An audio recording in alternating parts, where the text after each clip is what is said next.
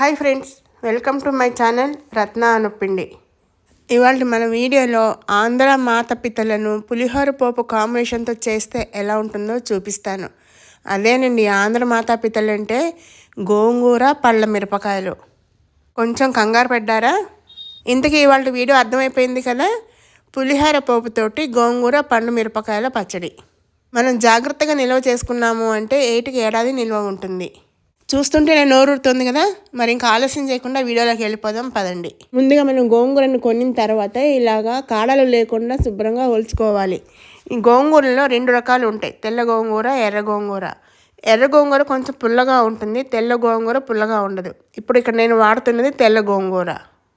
చూస్తారు కదా, కాడలన్నీ తీసేసాను. ఉట్టి ఆకుల్ని ఇలా ఒలుచుకొని ఈ ఆకుల్ని నీళ్ళల్లో వేసి శుభ్రంగా 2-3 సార్లు బాగా జాడించినట్టుగా కడగాలి.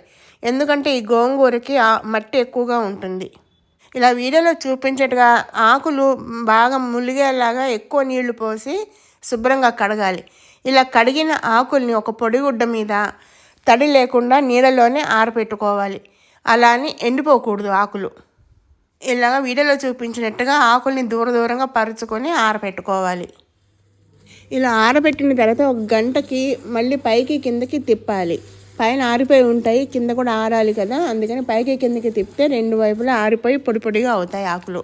ఇలా తడి ఆరిన ఆకుల్ని మన ఆకులుగా అయినా వేయించుకోవాలి, లేదంటే ఇలా సన్నగా కట్ చేసుకుని అయినా నూనెలో వేయించుకోవాలి.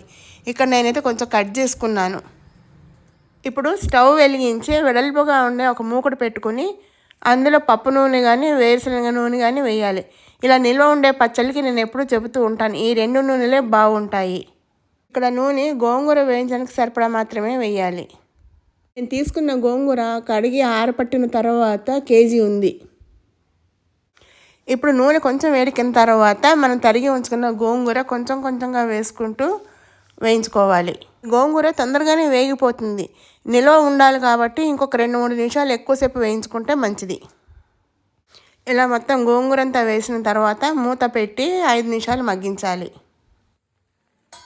ఒక 5 నిమిషాలు అయిన తర్వాత మూత తీసి పైకి కిందకి బాగా కలిసేలాగా కలపాలి. మీకు ఇక్కడ ఒక టిప్ చెప్పాలి. ఎర్ర గోంగూర అయితే కనుక ఈ పాటికి మగ్గిపోయి ముద్దలాగా అయిపోయి ఉండేది. తెల్ల గోంగూర అంత తొందరగా ముద్ద అవ్వదు, ఎంత వేగిన తర్వాత కూడా ఇంకా ఆకులాగే ఉంటుంది. 8కి ఏడాది ఉట్టి ఆకును కూడా నిలవ పెట్టుకునే వాళ్ళు ఇలాగ నూనెలో బాగా మగ్గించేసి ఉప్పు కలిపేసి జాడీలో నిలవ పెట్టుకుంటారు.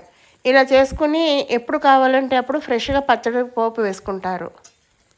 పచ్చడే కాదండో, ఈ పప్పు పులుసు ఇలా అన్నిటికీ వాడుకుంటారు.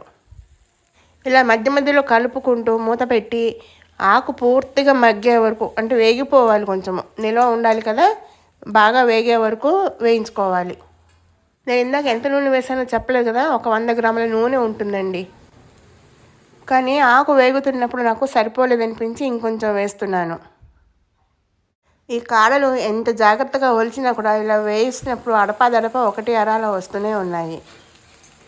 లేతవైతే పర్వాలేదు, కానీ ముదిరిందంటే మళ్ళీ చూసుకోకపోతే గొంతులు అడ్డం పడతాయి, అందుకని అలా వస్తే తీసేసేయాలి. ఇలా గోంగూర సగానికి పైగా మగ్గిపోయిన తర్వాత చింతపండు రసం వేయాలి. నా దగ్గర చింతపండు పేస్ట్ ఉంది కాబట్టి వేస్తున్నాను, లేదంటే చింతపండు కొంచెం వేడి నీళ్ళలో నానబెట్టి చిక్కటి గుజ్జు తీసి అది వేయాలి. నేను చింతపండు గుజ్జు ఎలా చేస్తానంటే, చింతపండుని వేడి నీళ్ళల్లో నానబెట్టి చిక్కటి గుజ్జు తీసి అందులో కొంచెం ఉప్పు పసుపు వేసి మళ్ళీ ఉడికిస్తాను. దాన్ని నిలవ పెట్టుకుంటాను, ఒక 1 రోజుల పాటు నిలవ ఉంచుకుంటాను ఫ్రిడ్జ్లో. ఇప్పుడు నేను తీసుకునే కేజీ గోంగూరకి 100 గ్రాములు లేకపోతే 150 గ్రాముల చింతపండు పడుతుంది, ఎందుకంటే ఈ గోంగూరలో పులుపు ఉండదు కాబట్టి. అలాగే సరిపడినంత ఉప్పు కూడా వేయాలి. ఇప్పుడు ఈ ఉప్పు చింతపండు ఆకుకి బాగా పట్టేలాగా కలపాలి. నేను ఇక్కడ ఉప్పు కొంచెం తగ్గించి వేశాను, ఎందుకంటే నేను ఉడికించే చింతపండులో కూడా కొద్దిగా ఉంది, అందుకోసం తగ్గించాను. ఇంకా తర్వాత ఎందుకనేది నేను మళ్ళీ చెప్తాను. ఇలా ఉప్పు చింతపండు వేసిన తర్వాత ఇలా గుజ్జులాగా వేగుతుంది. వేగిన తర్వాత స్టవ్ కట్టేసి మూత పెట్టకుండా పూర్తిగా చల్లారనివ్వాలి. ఆ వేడి మీద మూత పెట్టేసామంటే ఆ ఆవిరి నీళ్లు పడి పచ్చడి పాడైపోయే ప్రమాదం ఉంది. గోంగూర ఆరేలోగా 1 స్పూన్ మెంతులు అయితే 2 స్పూన్లు ఆవాలు ఇలా దోరగా వేయించుకొని పూర్తిగా ఆరిన తర్వాత పొడి చేసుకోవాలి. ఇప్పుడు ఇందులో తడి లేకుండా చూసుకుని పొడి చేసుకోవాలి. మెంతులు మాత్రమే ఎర్రగా వేయాలి, లేకపోతే చేదు వస్తుంది. ఈ పొడి కొంచెం ఎక్కువ చేసి పెట్టేసుకుంటే ఎప్పుడు కావాలంటే అప్పుడు వాడుకోవచ్చు. చూసారు కదా, ఇలా మెత్తగా పొడిలాగా చేసుకోవాలి. ఇప్పుడు దీన్ని పక్కన పెడదాము. నువ్వులు కూడా వేసుకోవచ్చు. ఇది పూర్తిగా ఆప్షనల్ మాత్రమే, ఇష్టం లేని వాళ్ళు స్కిప్ చేయొచ్చు, కానీ నేను వేస్తాను, చాలా బాగుంటుంది. ఇది కొంచెం ఇలా ఎర్రగా వేయించుకోవాలి. వేయించిన తర్వాత మనం ఆవాలు మెంతులు గ్రైండ్ చేసుకున్న జార్లోనే వేసి పొడి చేసుకోవాలి. ఇది ఆపి ఆపి పొడి చేయాలి. ఒకేసారి కంటిన్యూగా చేసేస్తే నూనెలాగా వచ్చేస్తుంది. ఇప్పుడు దీన్ని గ్రైండ్ చేసుకుందాము. ఇది పండు మిరపకాయల ముద్ద, మనం ఏటికి ఏడాది చేసి పెట్టుకుంటాం కదా అది. ఈసారి పండు మిరపకాయలు మంచివి దొరకలేదు, అందుకని నా దగ్గర రెడీగా ఉన్న ముద్ద వాడుతున్నాను. మీకు ఫ్రెష్ పండు మిరపకాయలు దొరికాయి అంటే మంచివి, అదే వాడుకోవచ్చు. మనం వేయించి పెట్టుకున్న గోంగూర కూడా బాగా ఆరిపోయింది. ఈ గోంగూర వేగిన తర్వాత కూడా ఇంకా కొంచెం ఆకులాగా అనిపిస్తోంది, అందుకే నేను మిక్సీ జార్లో వేసి కొంచెం గ్రైండ్ చేస్తాను. మీకు ఒకవేళ ఇలాగే నచ్చితే మీరు ఇలాగే ఉంచుకోవచ్చు. ఇలాగా కొంచెం గోంగూర వేసిన తర్వాత పండు మిరపకాయల కారం కూడా కొంచెం వేస్తున్నాను. మన కారానికి పూర్తిగా ఇదే వాడుతున్నాం కాబట్టి మన కారానికి సరిపడా ఇది వేసుకోవాలి. నేను ఇందాక ఉప్పు కొంచెం తగ్గించి వేశానని చెప్పాను కదా, ఎందుకు అంటే పండు మిరపకాయల కారంలో కూడా ఉంటుంది కాబట్టి. ఇలాగా గ్రైండ్ చేసుకున్నాను. దీన్ని ఇక్కడే పక్కన వేసేసుకున్నాను.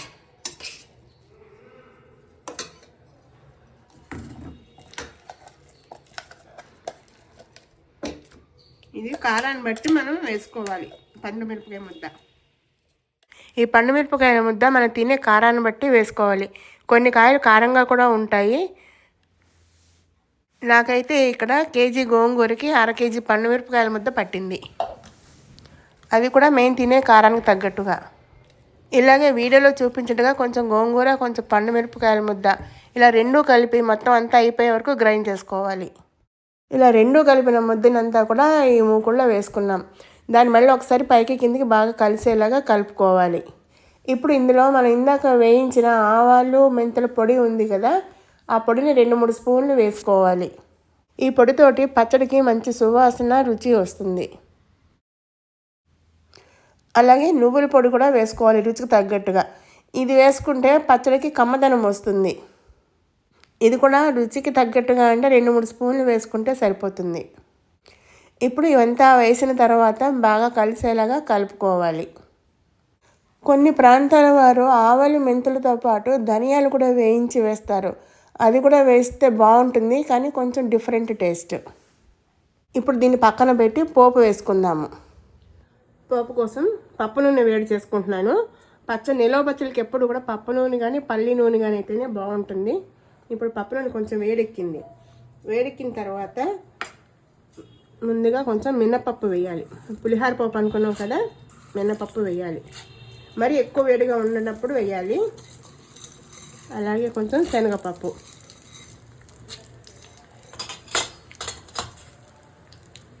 రెండు మెంతి గింజలు కూడా వేస్తే బాగుంటుంది.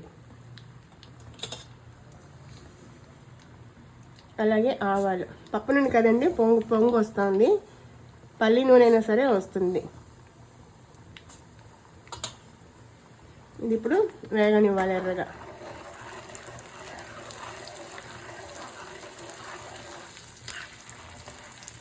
ఇలా చూస్తూ ఉండాలి, మనకి పొంగులో తెలియదు, నొరగ వస్తుంది కదా, ఈ నొరగలో తెలియదు వేగిందా లేదా అన్నది.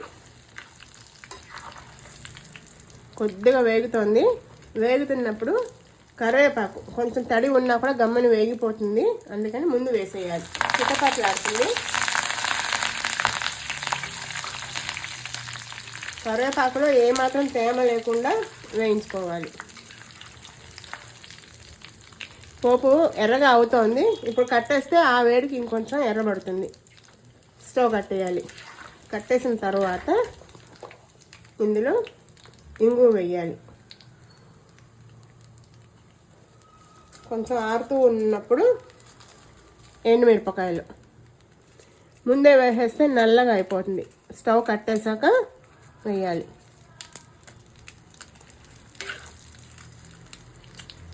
ఈ ఎండుమిరపకాయలు పచ్చళ్ళలో ఊరి చాలా బాగుంటాయి. ఇప్పుడు ఈ పోపుని పూర్తిగా ఆరనివ్వాలి. కొద్దిగా ఆరిన తర్వాత పోపు ఇంకా ఇలా నురగ వస్తుంది కదా, ఈ నురగ తగ్గిన తర్వాత కొంచెం రంగు కోసము ఎండు కారం వేయాలి. మనం పండుమిరపకాయ కారం వేసాము, కానీ చూడటానికి కోసం కొద్దిగా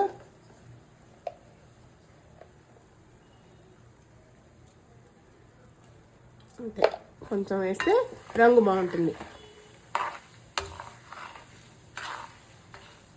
ఇది పూర్తిగా చల్లారనివ్వాలి.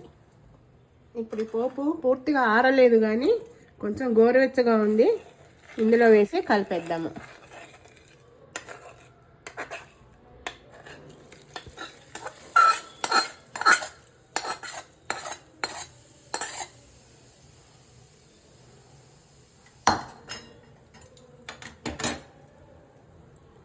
చూసారు కదా ఎంత బాగుందో.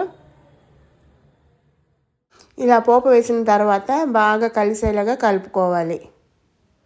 ఇలా కలిపిన తర్వాత వెంటనే కూడా రుచి చూడొచ్చు, కానీ అన్ని ఊరగాయలాగే ఇది కూడా ఒక రోజో 2 రోజులు ఊరిన తర్వాత తింటే కరెక్ట్ టేస్ట్ తెలుస్తుంది. ఇంతేనండి నేను చేసే పులిహోర పోపుతోటి గోంగూర పండు మిరపకాయల పచ్చడి. మీరైతే ఎలా చేస్తారో ఆ రెసిపీ నాకు తెలియజేయండి. ఈ పచ్చడిని ఇప్పుడు మనం జాగ్రత్తగా నిల్వ చేసుకుంటే ఏడాది పొడుగునా నిల్వ ఉంటుంది. మీకు ఈ వీడియోలో నేను రుచి వాసన చూపించలేను, కానీ ఇంగో వాసనతోటి గుమగుమలాడిపోతుంది, నోరు ఊరిపోతుంది నాకైతే. మీకు ఈ రెసిపీ నచ్చినట్టయితే ఒకసారి తప్పకుండా ట్రై చేసి మీకు ఎలా వచ్చిందో నాకు తెలియచేయండి. మరి మీకు ఈ వీడియో నచ్చిందంటే లైక్ చేయండి, షేర్ చేయండి, కామెంట్ చేయండి. అలాగే మొదటిసారి చూస్తున్న వాళ్ళు సబ్స్క్రైబ్ చేయడం మర్చిపోవద్దు.